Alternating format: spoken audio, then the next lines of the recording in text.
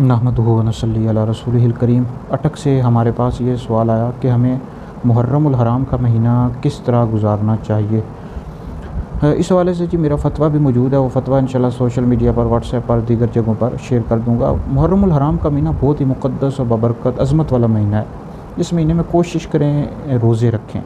नबी पाक अलैहिस्सलातु वस्सलाम की हदीस मुबारक का मफ़हूम है, मौजम सग़ीर में मौजूद है कि मुहर्रमुल हराम के हर दिन का रोज़ा एक एक माह के बराबर है, यानी इसमें इतना ज़्यादा बंदे को सवाब मिलता है। तो कोशिश करनी चाहिए रोज़े रखें और इसी तरह कुरान मजीद की तिलावत करें, नबी पाक अलैहिस्सलाम पर ज़्यादा से ज़्यादा दुरूद पाक पढ़ें, इमाम हुसैन रज़ियल्लाहु ताला अन्हु की सीरत पर मुश्तमिल जो कुतुब हैं उनका मुताला करें, इस तरह उलमाए अहले सुन्नत के बयानात सुनें।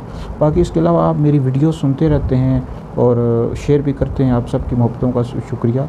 तो मुहर्रमुल हराम के वाले से भी मेरी वीडियोस आती रहेंगी, इनको आप सुनकर शेयर करते रहें।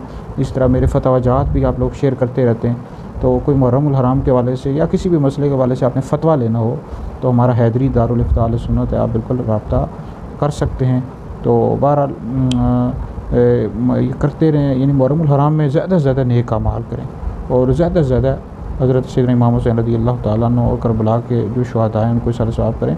और इस यकम मुहर्रम को अमीरुल मोमिनीन हज़रत सैयदना उमर बिन ख़त्ताब फ़ारूक़ आज़म रज़ियल्लाहु ताला अन्हु की यौम शहादत है। आपको भी ज़्यादा से ज़्यादा इसाले सवाब करें और आपकी सीरत और फ़ज़ाइल पर मुश्तमिल कुतुब का मुताला करें।